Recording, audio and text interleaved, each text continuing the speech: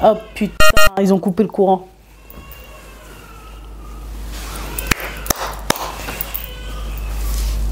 Et Allah, est-ce qu'on va s'en sortir? Ils ont coupé le courant.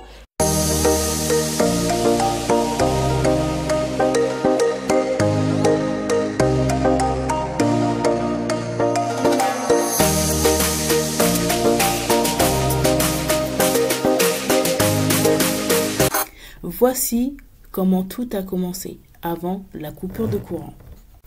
Suivez-moi sur le chemin du salon de coiffure et regardez-moi prendre soin de moi. Cette idée de vidéo m'est parvenue en enlevant mes tresses, en ayant un point de vue totalement objectif et selon moi me sentant légitime pour aborder ce sujet car désormais je fais partie des deux mondes, le monde des femmes actives de France et le monde des femmes actives du Mali. Je partage avec vous mes observations. Les femmes au foyer de France ou du Mali, ne vous sentez pas lésées, vous occupez une place très importante dans la société, car grâce à vous, les foyers sont chaleureux, apaisés et organisés. Il y a des divergences d'opinion à ce sujet et chacun campe sur ses positions. Je mets bas la terre dès aujourd'hui. Merci d'être resté jusqu'à la fin de ma coiffure. Mettez-moi une note sur 10. Nous rentrons à la maison, mais rendez-vous dans 2 semaines spécifiques.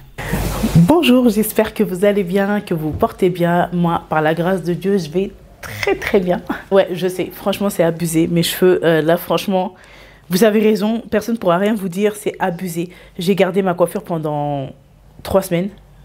Ouais, 3 semaines. Franchement, j'ai pas d'excuses. Il y a plein de coiffeuses partout, c'est abusé. Et ça coûte rien, mais j'ai pas le temps. Du matin jusqu'au soir, je grouille.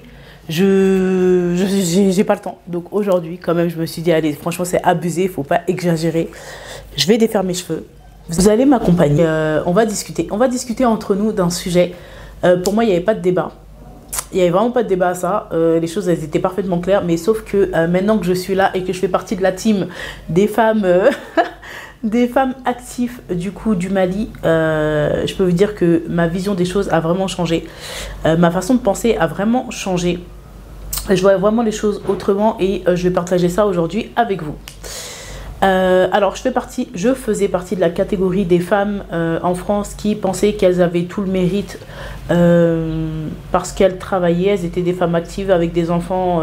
Du coup pour ma part pardon, une famille nombreuse et je voyais vraiment les femmes en Afrique comme vraiment des femmes princesses, des femmes qui avaient le temps de prendre soin d'elles, des femmes qui ne travaillaient pas et vraiment qui faisaient entre guillemets que manger l'argent de leur mari et point barre, ça se limitait à ça.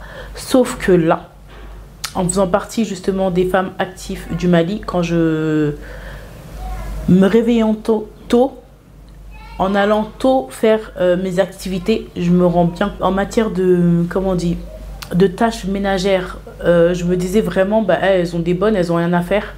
Mais en fait, c'est très mauvais de penser comme ça dans le sens où les bonnes, ce sont des femmes, ce sont des mères de famille. Les bonnes, ce sont les femmes de quelqu'un, ce sont les enfants de quelqu'un. Et donc, elles sont là à faire notre ménage, notre cuisine, notre lessive. Mais elles ont un chez elles, elles viennent de quelque part. Donc c'est bien ces femmes-là qui travaillent et qui font le pays. Voilà. Sans elles, je ne sais pas comment on ferait. Moi, personnellement, rien que la lessive, franchement, quand je les regarde faire, j'ai vraiment pitié. Je me dis, mais Seigneur, non, non. Sans machine à laver, je suis perdue. Les premiers jours, avant que j'ai ma bonne, j'étais du père.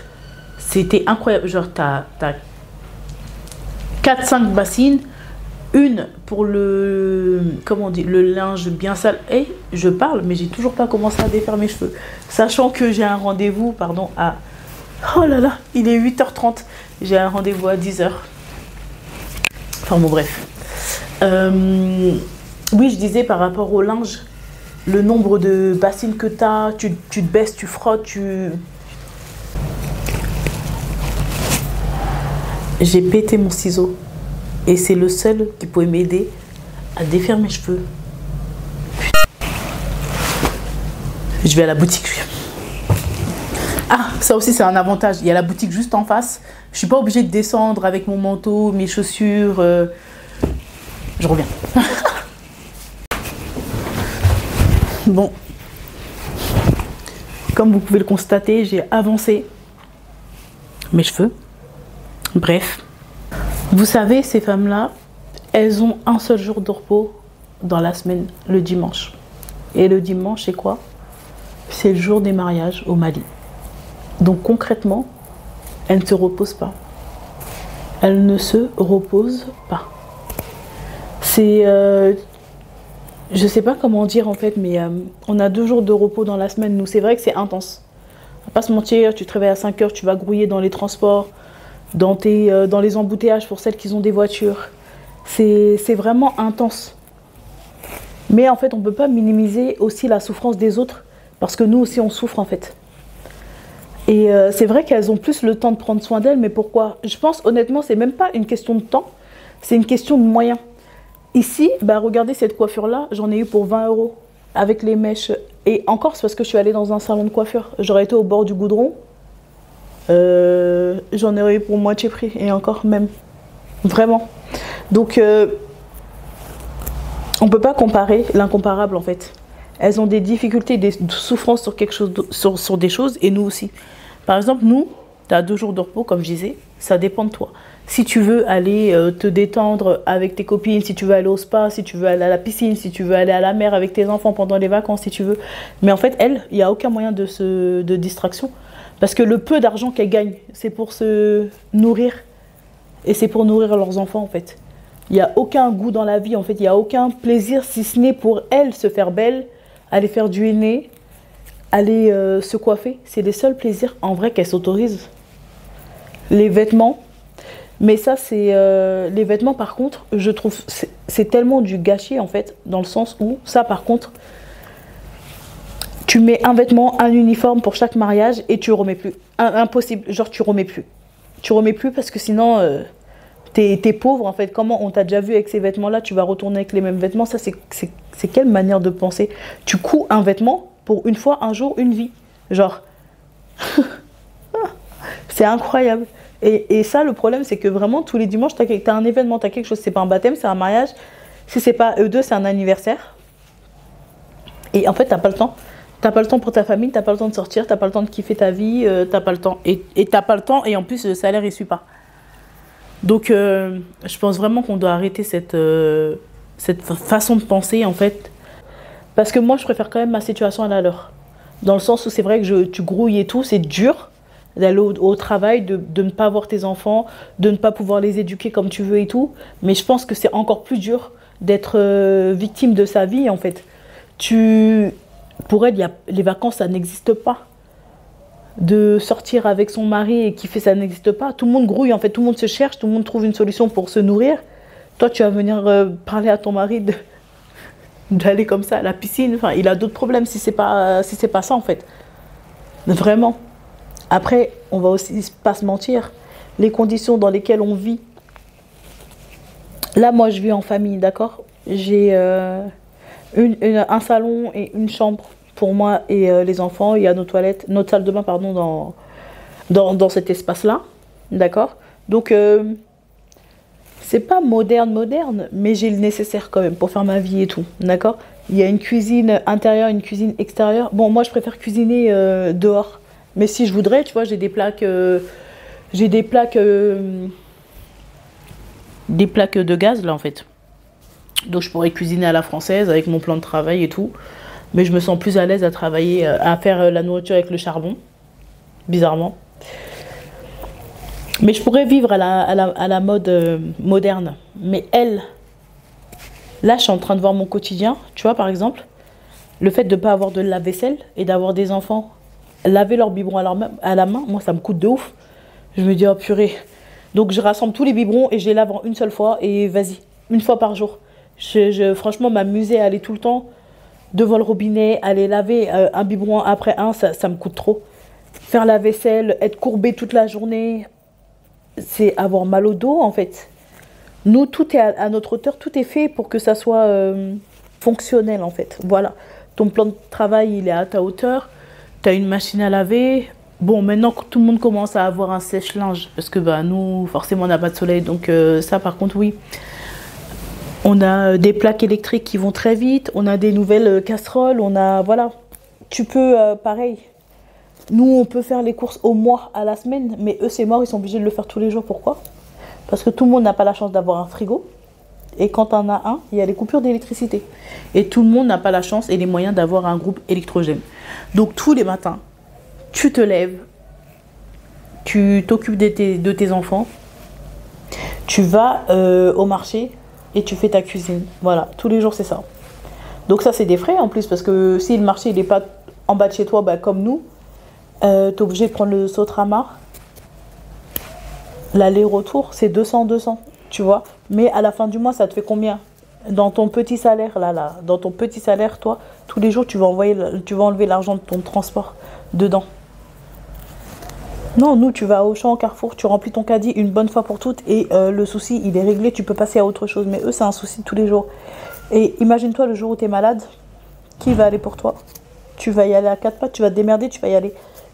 Si tu as des enfants, des filles qui sont assez grandes pour pouvoir te dépanner ou quoi. Mais sinon, en fait, encore heureux, franchement, qu'il y a cet esprit de solidarité entre nous qui est fortement présente.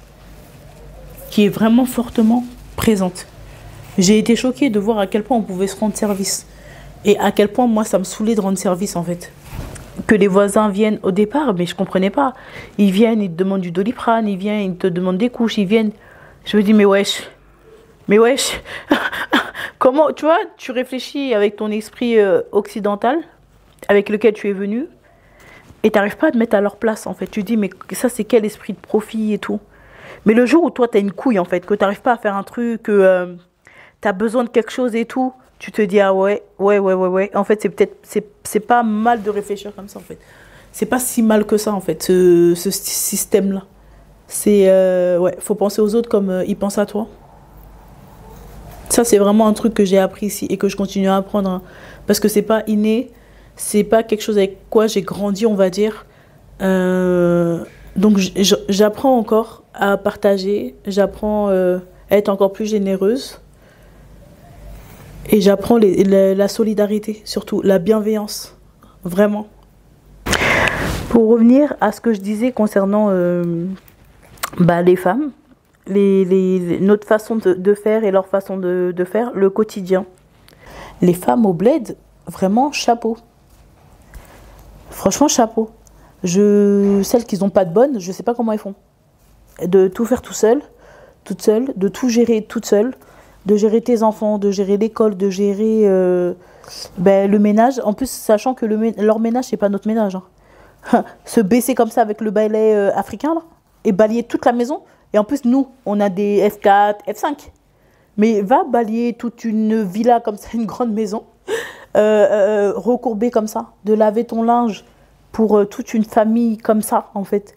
De faire à manger toujours en étant basse. C'est ça, en fait. C'est qu'il n'y a rien à ta taille, en fait, tu es toujours courbé, tu es toujours dans une position dérangeante, en fait. Franchement, chapeau. Et à côté de ça, tu as un mari qui exige aussi de toi que tu sois belle, que tu sois parfaite. Généralement, tu vas avoir une coépouse, donc tu as plutôt intérêt à savoir ce que tu fais, tu as plutôt intérêt à faire les choses correctement, tu as plutôt intérêt à ne pas te laisser aller. Ça, c'est vraiment... je pense que c'est vraiment le plus dur, en fait, d'avoir tout ça à faire et en plus, tu dois être au taquet. Tu dois vraiment être au taquet tout le temps. Et en plus de ça, t'as des dames qui travaillent et qui ont des enfants. Donc, t'as l'impression comme ça qu'elles travaillent moins, mais c'est pas vrai. C'est très très intense. La moindre chose qu'elles ont besoin de faire, en fait, ça prend des proportions. Parce que rien n'est adapté à leur vie, en fait. C'est elles qui s'adaptent et qui prennent les choses comme ça, mais voilà. Rien que quand tu cuisines, le fait de ne pas avoir tous tes ustensiles avec toi. Tu vois, nous, on aura plusieurs couteaux, plusieurs couverts, plusieurs trucs et tout. Et elles n'ont pas tout ça, donc c'est système D tout le temps, système D, mais ça fatigue, en fait, au final. Au final, ça fatigue vraiment. Parce que nous, on pense d'elles, elles pensent exactement la même chose. C'est-à-dire qu'elles se disent que nous, on n'a rien à se plaindre. On a des machines pour tout, en fait. pour nous faciliter la vie. Donc en fait, c'est pas les mêmes corvées. Oui et non.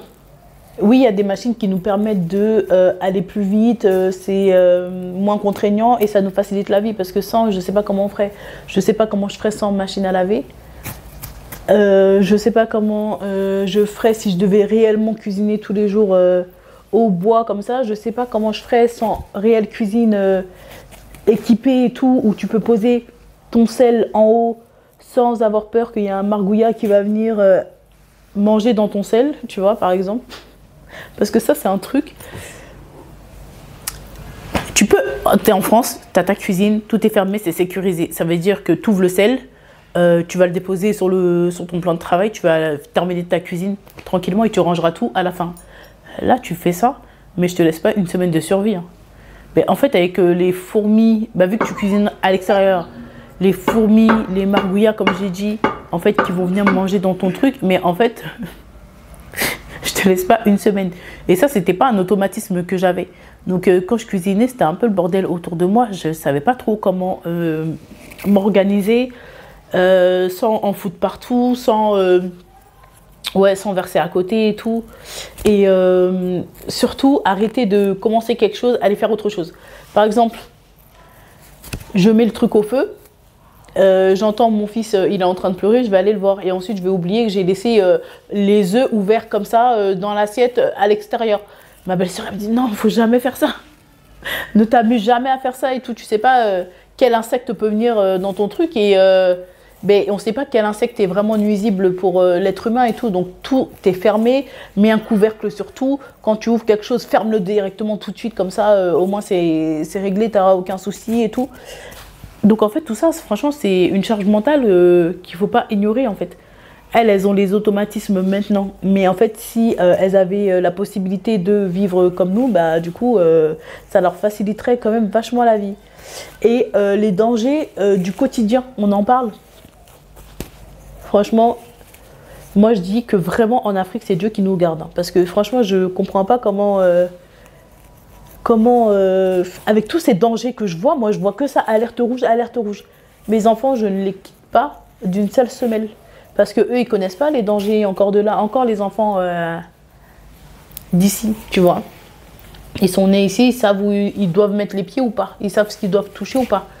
Mais moi, mes enfants, ils savent pas, ils sont encore petits. Ils vont monter sur les escaliers, des escaliers, tu vois, qu'ils ont aucune sécurité. C'est des escaliers hauts, en fait. Je sais pas comment dire, mais une marche, ça en vaut une et demie chez nous, quoi, tu vois. Par exemple, c'est des trucs où, voilà, ton enfant, il peut vite tomber. Putain, même moi, j'ai peur. J'ai peur du puits. J'ai un puits dehors, en fait. Bon, et maintenant, ils l'ont sécurisé, ils l'ont fermé. Mais même ça, purée. En plus, il est... Oh là là, rien que d'y penser, en fait, j'ai des frissons parce qu'il est vraiment profond. Et là, c'est les saisons sèches, là, bientôt. Donc, du coup, il n'est pas rempli, en fait. La saison des pluies, au moins, il est rempli. Bon, que Dieu nous en préserve. Mais si jamais ton enfant, il devait tomber dedans, il tomberait... Enfin, il partirait de noyade ou un truc comme ça, tu vois. Que Dieu nous en préserve. Amin, amin, amin. Mais voilà, il y a plein de dangers comme ça. Des trous, quand ils viennent vider les fosses, là, et tout ça, là. Dehors, purée, comment on dit, les fossés, non, je sais pas comment on dit. Bon, je vous montrerai, j'essaierai de mettre une image ou quoi, je sais pas comment on appelle ça, mais les gros caniveaux là, tu vois, dehors, sur les extrémités des routes, là, en fait, ton enfant, il court, sa cheville, elle fait comme ça, il tombe dedans, c'est mort. Qui va plonger? Enfin, ouais, non, mais c'est ton enfant, donc bien évidemment, tu vas plonger pour aller le récupérer, mais, oh Seigneur. Et je me dis, tous les matins, je prie, je demande à Dieu de me protéger, de protéger mes enfants. Parce que franchement, les accidents ici, c'est tellement vite fait. C'est vraiment tellement vite fait que non, en fait. Un accident est trop vite arrivé déjà de base pour rien. Même s'il y a toutes les sécurités possibles, les enfants, ils sont imprévisibles, on ne sait jamais. Mais là, en plus, là, quand toutes les conditions sont réunies pour qu'il y ait ce genre d'accident, franchement, c'est vraiment quelque chose. Ah, pareil, on est... en fait, on n'a pas encore construit le haut. Donc, du coup, il y a l'escalier qui mène en haut sur le toit. Mais pareil, en fait, je me dis, dès que mon enfant de 2 ans, là, il disparaît de mon champ de vision pendant 5 secondes, C'est le premier endroit que je vais voir. Derrière où il y a le puits et en haut. Parce que pareil, c'est un toit, mais c'est lisse quoi. Il n'y a pas un mur de sécurité, genre le temps d'escalader. Non, non, c'est plat en fait. Tu montes, c'est une grande terrasse, c'est plat. Ça veut dire que bah, tu marches, tu tombes. Clairement en fait. Ah là là, je pense que je vais vous faire... je vais vous faire monter en haut aussi. Vous allez voir de quoi je vous parle en fait et du danger pour lequel je suis en train de parler là. Je mettrai à la fin. Je mettrai à la fin de cette vidéo tous les dangers dont je vous parle là. L'électricité, tu vois bien que les fils, ils pendent un peu partout. Il n'y a pas de finition et tout. Ça veut dire qu'encore haut, c'est en haut. Mais ça serait en bas, ton enfant, pareil en fait. Celui qui marche à quatre pattes, moi, il bave et tout. Il met ses mains dans l'eau. Il tombe, enfin voilà, tu vois, il y a plein de dangers comme ça. Et moi, je dis que vraiment, d'avoir les yeux partout, de faire attention à ce que tes enfants, il leur arrive rien et tout, c'est vraiment, vraiment un point en moins qu'on a en France. En France, tu peux le laisser jouer dans sa chambre, à condition que, même tu mets une caméra ou quoi, ça suffit en fait. À condition qu'il n'y ait pas de petits jouets qui puissent avaler ou des trucs comme ça, tu sécurises la zone. Et tu peux aller te laver, tu le mets dans son parc, et tu peux aller te laver, tu peux aller faire ta vaisselle, tu peux commencer à faire ta cuisine et tout. Tu laisses la porte ouverte dès que tu l'entends. Mais ici, en fait, tu es obligé d'avoir ton enfant H24, seconde après seconde, près de toi, dans tes pattes, dans tes jambes. C'est aussi dangereux parce que quand tu es en train de faire la cuisine dehors, c'est au charbon, tout peut se passer, tu vois. Il n'y a pas un endroit sécurisé où tu vas le mettre et c'est réglé, tu ne peux pas le laisser dans la chambre tout seul. Tu peux pas le laisser, bah, tu vas le laisser jouer avec les enfants. Mais des enfants, ça reste des enfants. C'est-à-dire qu'ils ne pourront pas éviter tous les dangers. Ils ne vont pas avoir la conscience pour se dire non, ça, stop, c'est dangereux. Même si des enfants en Afrique, ils sont vraiment très éveillés, très intelligents. Vraiment très, très, très intelligents. C'est incroyable. Ils sont trop avancés, en fait. Ils sont vraiment matures. Donc ouais, il y a plein de choses que tu vas éviter, mais tu ne pourras pas tout éviter. Donc ouais, franchement, la charge mentale des femmes au bled, elle est vraiment costaud. Hein. C'est vraiment du sport. T'as pas de moment de répit en fait. Vous savez, j'apprends tous les jours à être une meilleure femme ici. Franchement, je vais pas vous mentir, quand je suis en France, j'ai la flemme d'aller me coiffer. J'ai pas les... Attends, tu te dis, tu mets 100 € dans une seule coiffure que tu vas garder 3 semaines et tu vas essayer de rentabiliser à la mort, tu vois. Sinon, au bout de 2 semaines, même, tu devrais déjà changer de coiffure. Mais tu peux pas parce que ça coûte une blinde. Mais en fait, tu te dis aussi, les gens qui vivent avec toi, ils ont besoin de voir des belles choses quand même, d'accord? C'est vrai qu'on se dit, il n'y a pas que nous et tout, la charge mentale et tout, t'as pas le temps, tes enfants, ton ménage, Mais en fait, je pense qu'il faut s'organiser. Il faut s'organiser parce que malgré tout, on ne va pas changer la nature humaine, tu vois. Les hommes, ils ont vraiment besoin de voir des belles choses et tout le temps.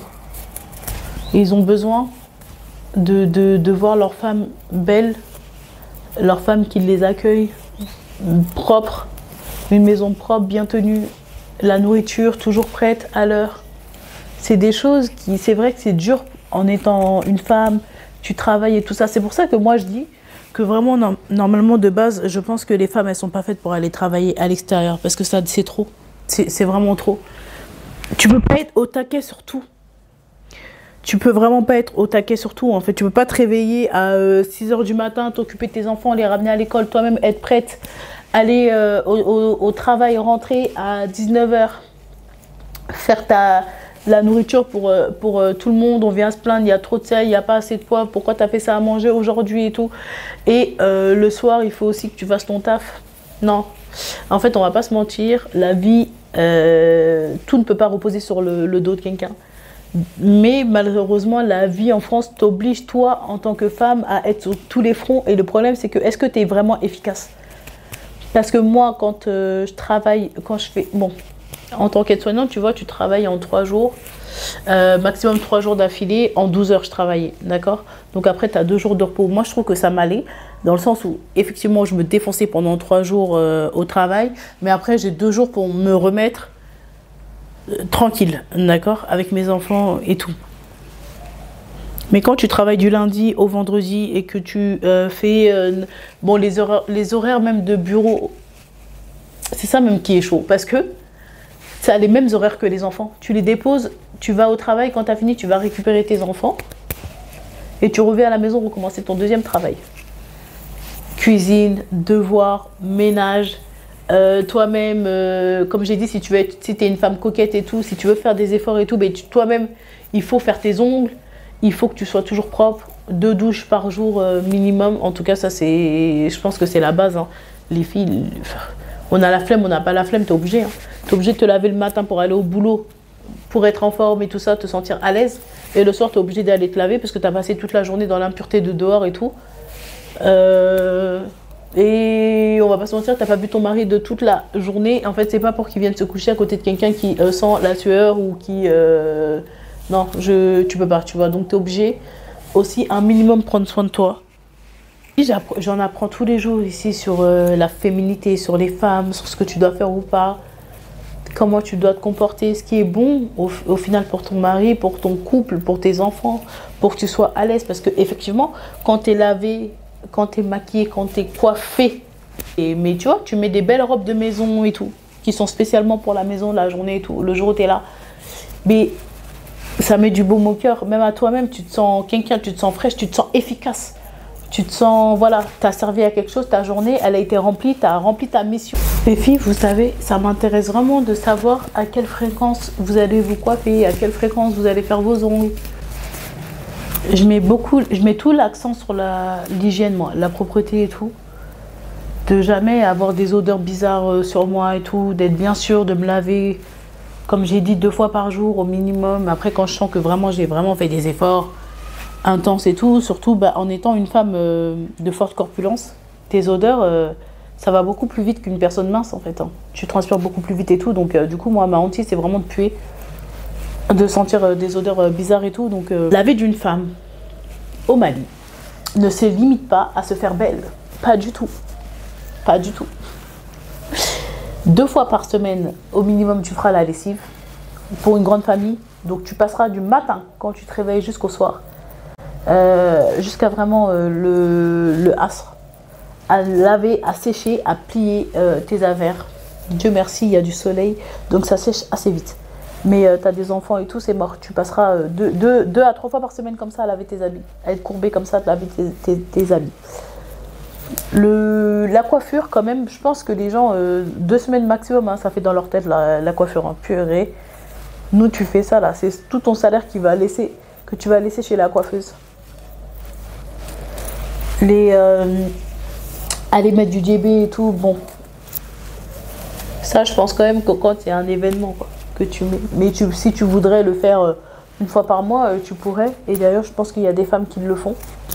Réellement, quand tu es nouvelle mariée, tout ça, hein, tu connais au début.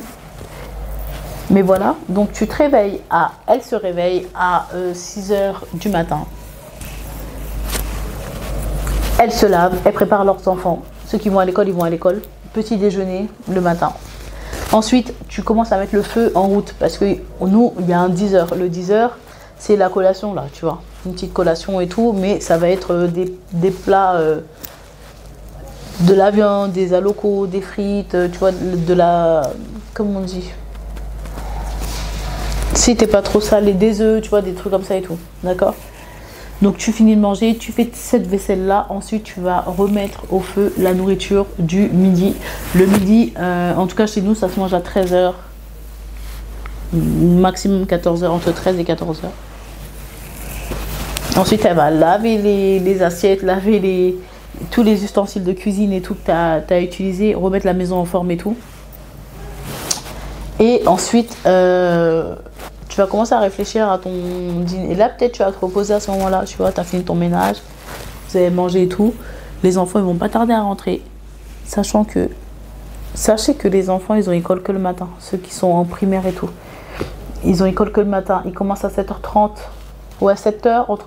Bon, ça dépend des écoles, mais je crois que c'est 7 h ou 8 h. Et ils rentrent à 13 h, 14 h. Et ils sont à la maison. Donc pour dire que vraiment, la journée elle commence tôt, mais tu as le temps de rien faire. Concrètement, c'est ça. Tu as le temps de rien faire. Seigneur, j'ai défait que ça. Vraiment, il va falloir que je m'active parce qu'il est 9h30, ça fait déjà 1h et j'ai fait que ça. Et du coup, j'ai rendez-vous. Je vais à Spécifique me coiffer. Ouais, je vais à la Spécifique, je vais aller me coiffer. Et sachant que je dois aller après récupérer les enfants, hein, comme je vous ai dit. Ah, hop, putain, ils ont coupé le courant.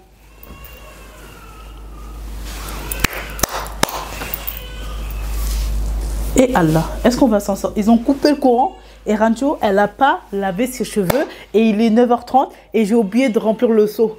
Oh. Vous savez que quand ils coupent le courant, ils coupent l'eau aussi en fait. Ça veut dire que là, je vais être obligée d'aller, comme j'ai dit, à l'endroit où j'ai peur, c'est-à-dire, je vais aller puiser l'eau. Oh Seigneur, je vais aller puiser l'eau pour remplir mon seau et me laver. Je vais me laver à l'eau froide et tant pis, mes cheveux, je vais les laver à l'eau froide aussi. Parce que sinon, ça sera une excuse pour moi pour ne pas aller me coiffer et je vais rester encore comme ça toute la semaine. Donc, non, ça va pas être possible. Donc, bah, écoutez, je vous laisse. Hein, et... Ah ben non, en fait, bah, je pense que je vais vous faire vivre avec moi une journée où je me fais belle. Ouais, je pense qu'on va faire ça. Je défais mes cheveux et tout. Et après, je vous emmène avec moi au salon de coiffure. Et vous allez voir ce que c'est de passer une journée vraiment beauté 100%. Bah dans ce cas-là, je pense même que je vais aller laver mes cheveux là. Bon, je sais pas, bref. En tout cas, suivez-moi pour cette journée, cette journée beauté. Allez, c'est parti. Au secours, ça y est, c'est la dernière, Seigneur. Ça y est, enfin, j'ai terminé. Je vais pouvoir aller laver mes cheveux et bah, je vais aller me coiffer. Seulement, j'hésite à y aller aujourd'hui ou demain. J'aimerais bien y aller aujourd'hui, mais là, il est déjà 10h20. Et bah, j'ai trop peur que la coiffure que j'ai choisie mette du temps. Donc, j'ai peur qu'à 16h, je suis en retard pour aller récupérer les enfants. Donc là, je me tâte. Je me dis, est-ce que je tente ou est-ce que demain, au contraire, dès que j'ai déposé les enfants, seulement je vais me coiffer comme ça, je suis non stress. Ça y est, oh, j'ai fini enfin. Là, je vais faire mes soins, je vais aller laver mes cheveux et après, je vous emmène avec moi pour une journée prendre soin de soi. Allez, c'est parti, on y va. Ça y est, c'est bon, je suis prête, enfin. Bah, j'ai lavé mes cheveux, je les ai démêlés et tout, j'ai fait des soins et là, bah, du coup, je vais pouvoir y aller. Allez. J'aime trop les robes comme ça, tu te sens tellement à l'aise dedans. Allez, c'est parti. Restez avec moi jusqu'à la fin de la vidéo, le temps du trajet et de ma coiffure. Nous allons faire un petit débriefing et ajouter une conclusion.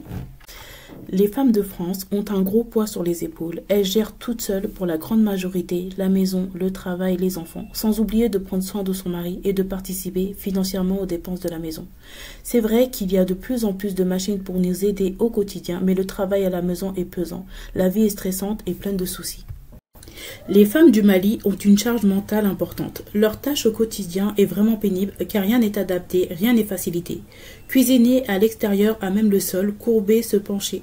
Sécuriser le périmètre pour les enfants. La lessive de toute la famille est une vraie tâche lourde et pénible. Sans compter les dangers de tous les jours, la pression de la perfection venant des maris et de la famille.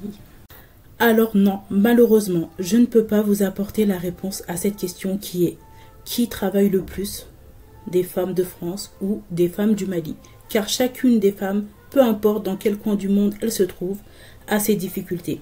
Alors plutôt que de jeter la pierre, soyons solidaires les unes des autres. Ne minimisez pas les difficultés des unes et des autres. En espérant que cette vidéo vous ouvrira les yeux sur le quotidien des unes et des autres, je vous remercie d'ailleurs, car aujourd'hui nous avons atteint les 500 abonnés sur ma chaîne YouTube. Toute personne qui regardera mes vidéos, s'il vous plaît, abonnez-vous, likez et commentez. Ça nous permettra d'agrandir notre grande famille KHD Tourisme et bien sûr à m'encourager à vous faire du contenu de qualité. Bon, alors ma coiffure, combien sur 10 s'il vous plaît? Ça ne m'a pas empêché d'aller remplir mon ventre malgré la douleur. Abonnez-vous pour plus de vidéos.